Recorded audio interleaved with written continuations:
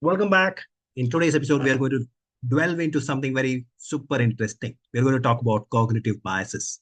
These are something which cloud our judgment. These are something which we fall prey to now and then, even if we think we are very, very rational, very, very logical people.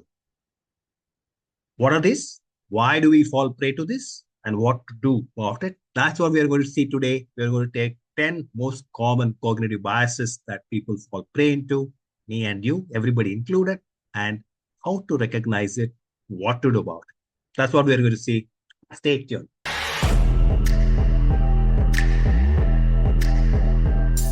Number one, confirmation bias. Confirmation bias is something that happens when we seek out actively views and points and data, everything to support our views. A lot of times it is important to look at, okay, I have this view, I have this point of view, I have this perspective. Is there a contrary counter perspective to what I have? Because a lot of times the perspective that we have is based on certain things. It could be that's the way we are brought up. It could be that, we are living in a cultural milieu that confirms our view. It could be that the data that we have currently helps us form that point of view. Whatever it is, as the data changes, as there are contrary, opposite, counter opinions which emerge, we need to look at our view and change that. But more often than not, we don't do that. A lot of times, for example, if you have a political view that, let's say, a particular candidate is a good candidate and is doing well, particular party is good and the party is doing well, there could be lots of contrary opinions, counter opinions for that. But every time you look at the social media, look at data, you might be, without even realizing about it, you might be looking at data which confirms your point of view. These are devastating consequences in business.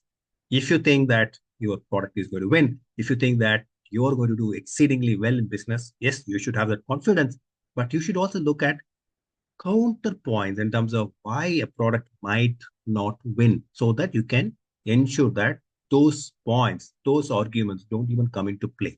You can attack it effectively. But if you think and you dismiss those arguments saying that, okay, there's an imperfection in the product, in spite of that, my product is going to win. There is that shortcoming in the delivery, shortcoming in the service. In spite of that, my product is going to win. If you start thinking like this, because we don't even realize that we have this confirmation bias, then that business is bound to fail sometime sooner than later.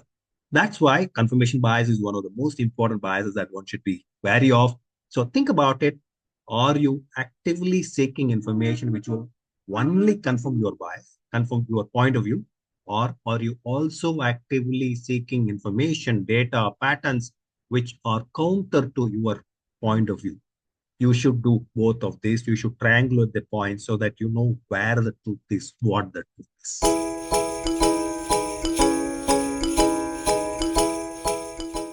Number two, anchoring bias. This is a very interesting bias. This bias happens when the first piece of information that you see anchors the rest of your thinking, and we don't even realize it many, many times. For example, suppose you want to buy a car and you walk into a showroom and you walk by a showroom, and as you walk by, let's say you have a budget of 10 lakhs. That's what you want to keep as a ballpark budget for buying this car, and you are inquiring. And as you walk to the showroom that you want to go and inquire, you see another showroom there. The first price that you see is 15 lakhs. Okay. Now you walk into the showroom. Now a similar model is available in the showroom that you are actually wanting to inquire at, let's say, 12 lakhs. Now that 12 lakhs looks like a great deal, yeah, because you have seen a 15 lakh price tag compared to that 15 lakh price tag. This 12 lakh price tag looks very reasonable. Now, a lot of businesses exploit this anchoring bias in a very, very innovative manner. You will typically see price points, which says price point one, very, very low price point, very, very low kind of, let's say, hotel and food, which you may not necessarily want. And there is another price point which is very, very high and something in between. That something in between is closer to the very high price point than to the very low price point. And more often than not, people choose a middle point because they're now anchored on the very high price point. Now, when you are aware of it, you know that, okay, I've seen this number, I've seen this price point, I've seen this value. and my judgment could be clouded because this is going to anchor rest of my decision making, and you'll be a little more aware of it, a little more wary of it.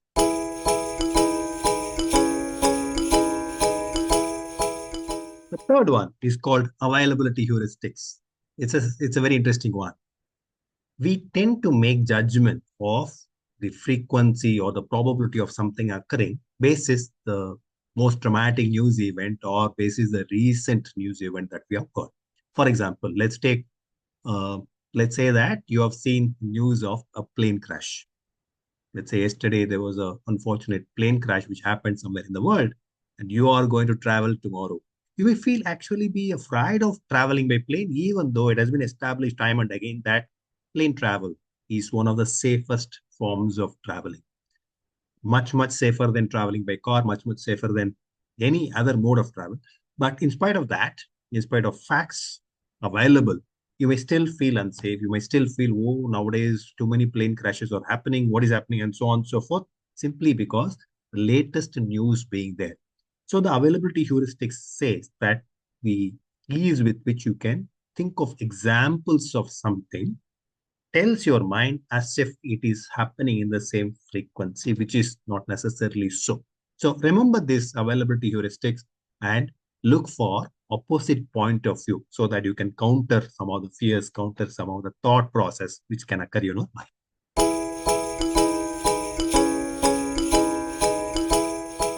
One is hindsight bias. It's a very common one, and a lot of people fall prey to it, myself included. We think we are able to predict things.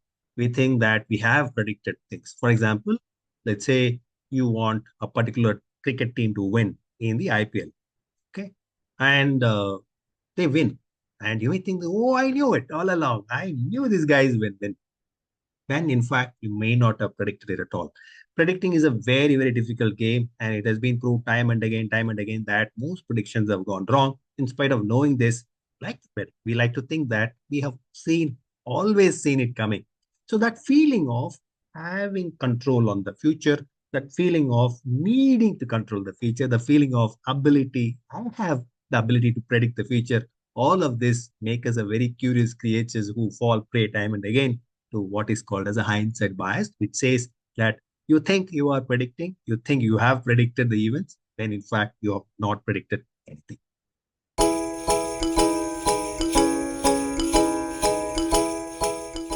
Number 5 is called as self-serving bias. It's a very simple, intuitive bias which we can all learn from.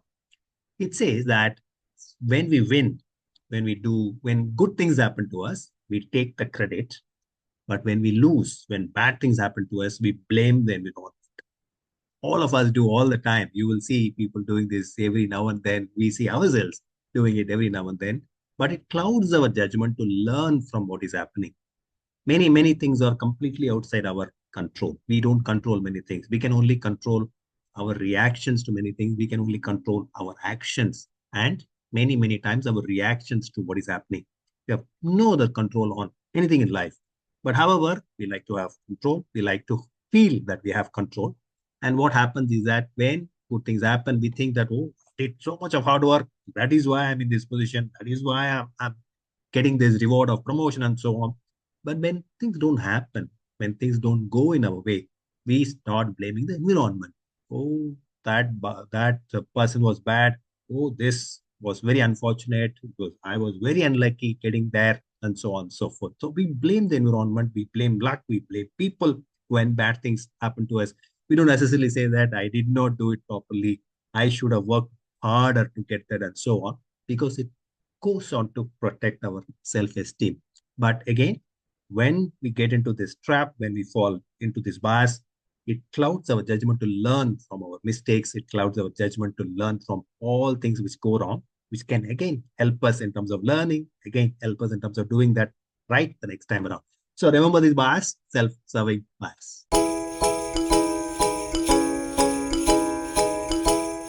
Next one is called status quo bias.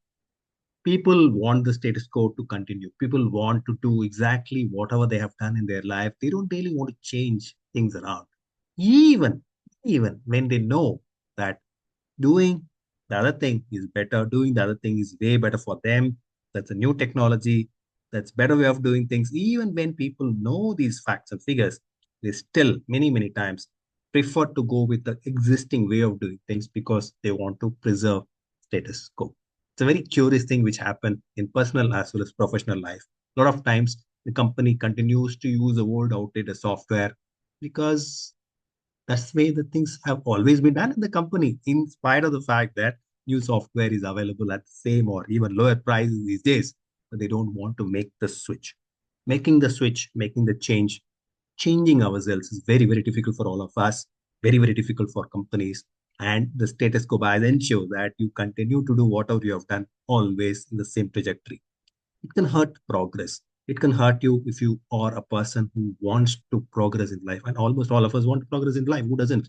But if you have status quo bias embedded in you, you need to think about yourself in terms of, are you doing the same thing, same all over again, and wanting to change? If you have done the same things, how can you expect new results to come to you? So think about how you are doing things, think about what are you doing, think about whether you are falling already into the status quo bias, and if you need to change quickly.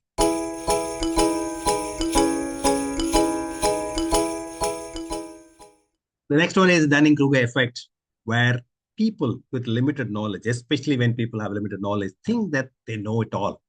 And examples could be that, let's say somebody has started learning violin only now or started learning guitar only now, and they think that they're already ready for the concert. Happens all the time. And it has been repeatedly proved that the less somebody knows, the more somebody thinks they know way more on that subject. The more you know, the more you realize that there is so much more to know in this subject. There's so much more that you need to connect the dots. And the more a person knows, the more wiser the person is, the more reality that the person has in terms of his or her limited knowledge on the subject. But when you just start out, when you just start learning and you have learned a little, that understanding of how deep the subject is not yet there. And hence, people often overestimate their learning, their abilities, and so on and so forth. So remember, when you feel very confident, it is important to feel confident. But remember, there are limitations that all of us carry. And don't fall prey to Dunning-Kruger effect and think and overestimate your own abilities.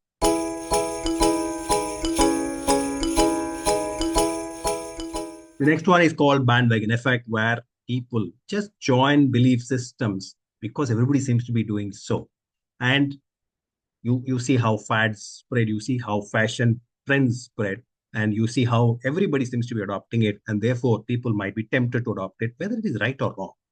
When you get onto a bandwagon and without really thinking whether it is right for you, can actually be a very poor decision for you, may not fit you. And therefore, when you just say that, oh, everybody is adopting this, everybody is going behind it, and therefore it must be good for me also, think, pause a minute, because you may be falling prey to bandwagon effect.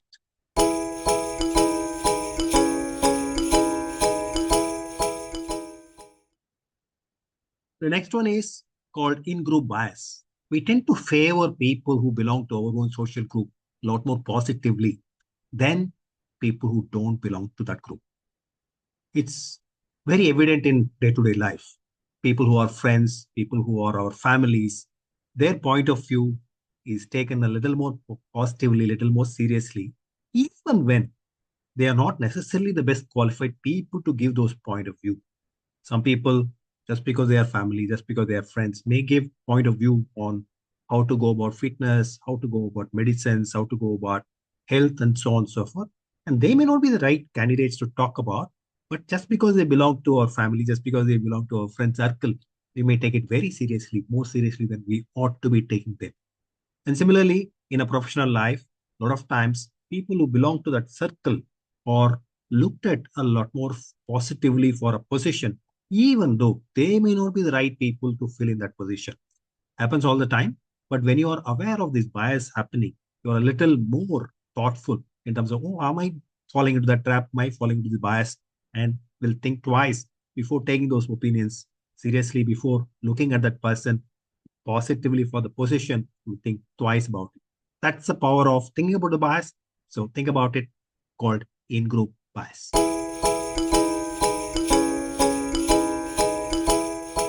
Last one, you may see very, very often in organizational context is what is called as an overconfidence bias, where one thinks very highly of one's abilities, ability to do things, ability to get things done, and overcommits because he or she is very, very confident of getting things done without really estimating what it takes to do it.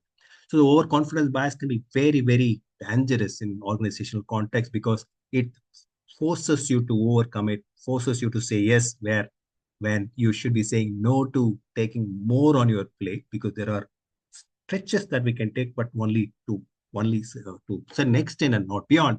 But if you're overconfident of your own abilities, it makes you stretch that extra further where you won't be able to get things done. So be confident, but not overconfident. And you need to remember when something is really, really out of your league so that you don't commit towards that.